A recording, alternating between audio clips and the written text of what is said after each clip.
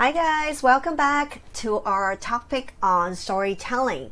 I just want to tell you this is such an awesome topic to talk about because I think nowadays we kind of lost the art of storytelling. For me personally, I love stories. Not only because I have to do it a lot, read it a lot to my children, but also I find that for me personally, I'm an audio learner and I learn best actually by listening, not so much on reading. And today we're going to talk about this topic. I'm going to give you a few very practical tips how you can prepare your stories particularly. And we all know that story has a magical way to speak to the heart. As you can see how Jesus taught, he always used stories, parables, and then after that he would ask questions. So it's such a great way to teach God's truth. And especially in a postmodern world, when people actually don't like you preach at their face, but by using stories, the focus has become not so direct. So it's more in direct way to tell God's truth to others. So hopefully we can, after this workshop and also our practices in class and assignment that you have to do, you will fall in love with this way of teaching God's truth in your church setting, and also not only for church but also for evangelism. And as you can see in the articles, how the different authors also suggest that it's a great way for evangelism. And a workshop that I went recently on orality, the facilitator actually shared a story of a missionary in Taiwan, and she often go to this hairdressing place as a salon, and oftentimes she goes in, she would tell a story to her hairdresser. And so she never openly shared the gospel with her, but just every time she go in, she just asked, "Oh, can I tell you a story that I've learned this week?" So each week she would just tell her hairdresser Bible story. And after 6 months, she said the hairdresser actually opened up to her. She said, "I want to know this Jesus that you've been telling me. I want to give my heart to this Jesus." So it's a great way for evangelism, especially for some of the closed country or the places where are very hostile to the Bible, to the gospel.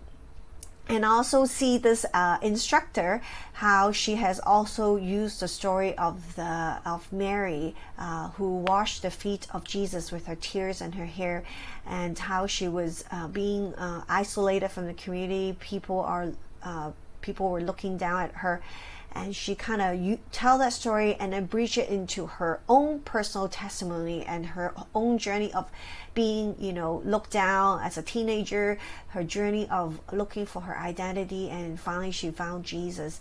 So it's a great way, not only we can use it to teach at church or in a small group or Bible study, but also it's a great way for us to use it for evangelism. So today I'm going to highlight a few key things you should be aware of. Actually, a few tips. I will give you a few methods that will help you to prepare your Bible stories. And if you want more details, actually, Dr. Jeanette has given us a few very good articles on orality, how to tell good Bible stories, and they gave even more tips and more details on what kind of questions you can ask and what are some of the techniques how to visualize a story. But for me, I'll just highlight a few tips that will give you some simple ideas how you can start, and then when we come to the class together, we will actually tell the story to each other. Okay, so how to tell a story. So I'm going to propose 3 simple methods that you can tell a story, and these methods you can use them in combinations, and I think most likely you need to use them in combinations in order for you to prepare your story. So here are the 3 methods. First is read out loud, second is a storyboard, and third, rewrite the story in your own words. Now I put optional here because this is just an optional way for you to, if you want to, the first 2 methods still couldn't help you to remember the story. That might be the last method that will help you to simplify the story in your own words. So let's go into the first method, read out loud. So all you need to do is to pick a story less than 15 verses if you do it for other setting. But in this case, because you have to use your Jonah story for your assignment, so I recommend you will be using your own Jonah story. And then you read out loud 4 to 5 times. And then the first 2 times, when you kind of say it out loud, you can look in the mirror or, just read it out loud.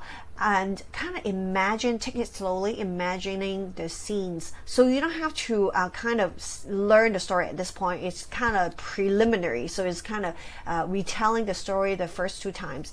And after that, you can try to see if you can you kind of use your own words, simple words, to retell the story the 3rd, 4th, or 5 times. At this time, you can just read out loud the story again, and keep rechecking to see if you can kind of recite the main story. So after like maybe 15-20 minutes, you should be able to have a good idea of what the story is about. Now, if for some of the key verses, it's best to use same keywords. It's the best way to teach. So it's just the key verses, it's best to memorize those keywords. So try to practice it, read 4 to 5 times, read it once, close the book, try to tell it, read it once, trying to tell the story, read it once, and try to open the book again. So try to practice it 15 to 20 times. So that's the first method. And after that, you can also consider using this method after you've done that. And this method also will help you.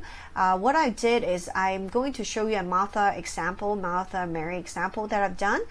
So basically, it's a different scenes of Martha. So Jesus came to visit Martha and Mary, and Martha was being very busy in the kitchen, and while Mary was sitting by Jesus' feet.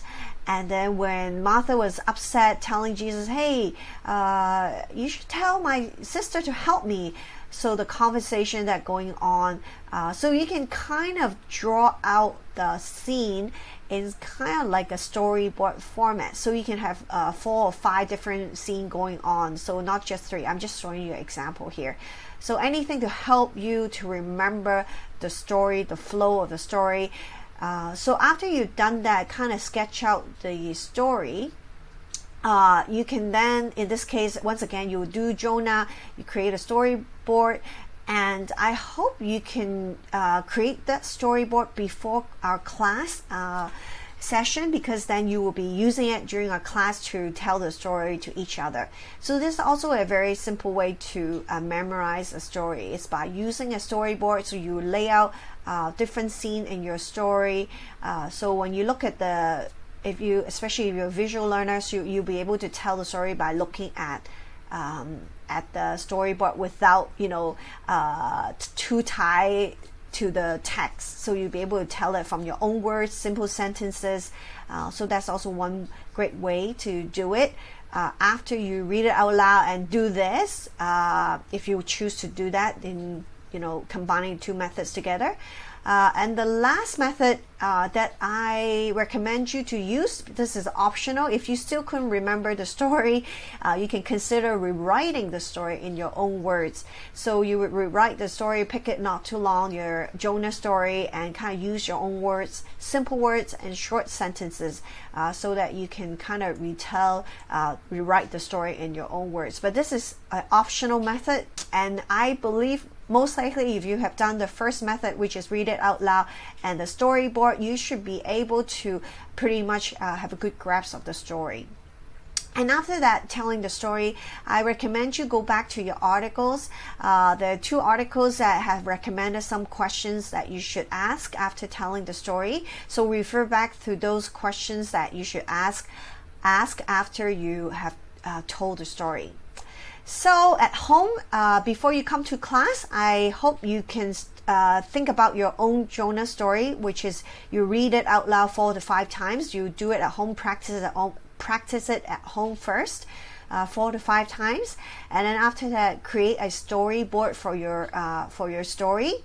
And you need to finish it before coming to class. So, and the third option, which is rewriting your story using your own words, this is more optional.